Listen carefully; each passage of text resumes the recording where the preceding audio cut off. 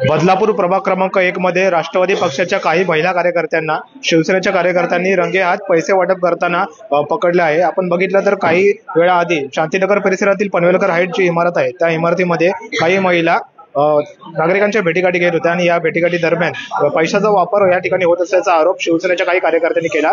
याबाबत काही व्हिडिओ देखील समोर आलेले आहेत आणि त्या ठिकाणी शिवसेना आणि राष्ट्रवादीचे कार्यकर्ते एकमेकांना भेटले असल्याची देखील माहिती आपल्याला मिळाली आहे।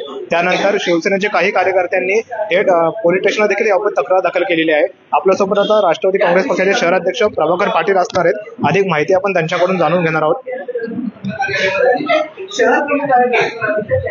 नेमक्या राष्ट्रवादीचं म्हणणं काय ते आपण या प्रतिक्रिया त्यांच्या जाणून घेणार आहोत। प्रभाकर पाटील आपल्यासोबत असणार आहेत।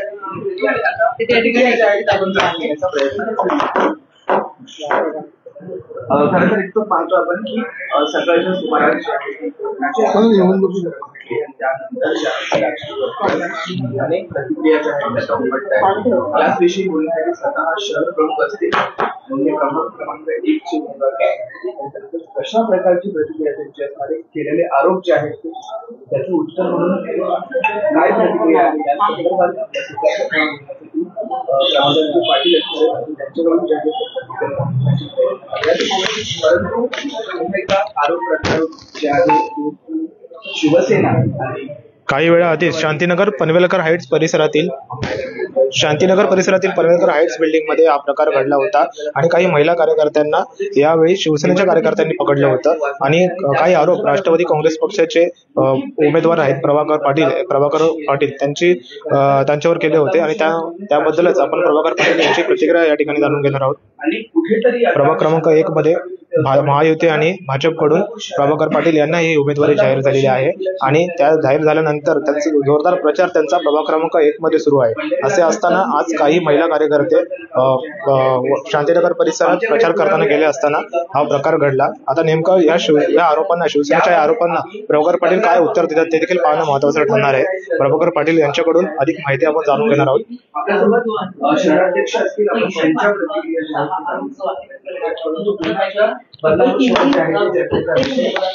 वाटप केलं जाते असा आरोप प्रभाकरची पाटलांवर आपल्यासोबत प्रभाकर पाटील असणार आहे।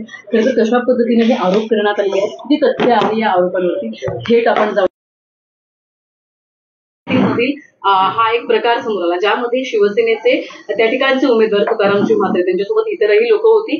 त्यांनी आरोप केलाय काही महिलांना पकडलेलं आहे, पैसे वाटताना त्यांच्याकडे बॅग सुद्धा होती। नेमकं काय तुमचं नाव घेतलं जाते की तुमच्या माध्यमातून पैशांची वाटप केली जाते? सर्वप्रथम मी सांगतो, मी ते सोशल मीडियावर बघितलं, माझं नाव घेतलं आणि काहीतरी माझ्यावर आरोप केले।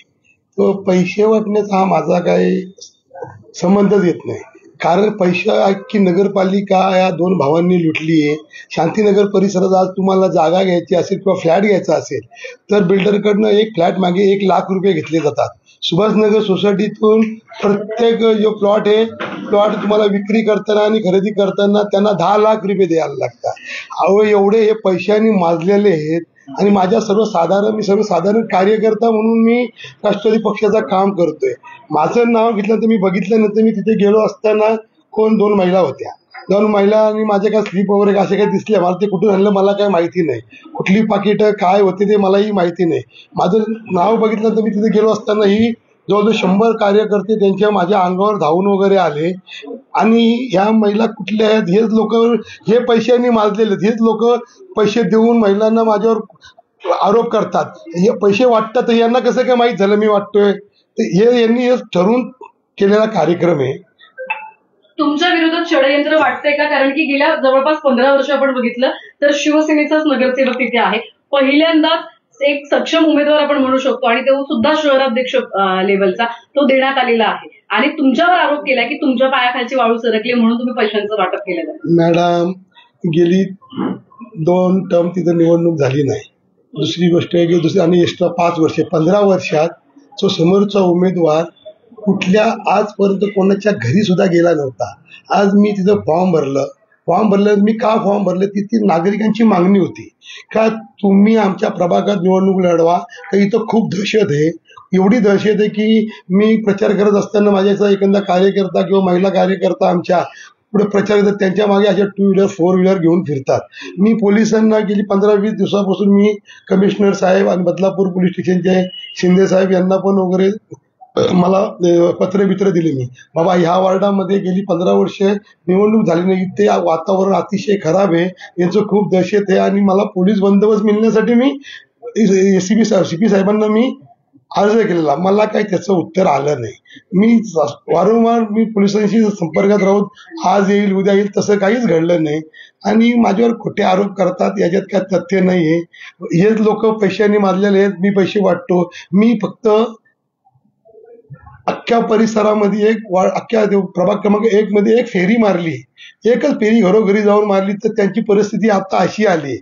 15 दिवसाच्या आत मी त्यांच्या पायाखालची वाळू त्यांची घसरली, माझी नाही घसरली. आणि जनता मला माहिती यांच्या दहशतीला कंटून आणि पैशाने खूप माजलेले आहेत. यांची जनता, बदलापूरची जनता सुद्धा यांना लायकी दाखवल्याशिवाय सोडणार नाही. तुमच्या विरोधात निवडणूक आयोगाकडे तक्रार देखील केली आणि बदलापूर पश्चिम पोलीस स्थानकात देखील आता तक्रार नोंदवली जाते. कशा प्रकारे आपली पुढची? हे बघा, तक्रार नोंदवल्या का मी तिथे काय त्या महिला कोण आहेत काय मला काय माहित पण नाही. आणि माझ्या विरोधात खोटी तक्रार नोंदवली असेल तर योग्य ती कारवाई पोलीस करतील. मी काय स्वतः तिथे पैसे वाटायला होतो असं काही नाही.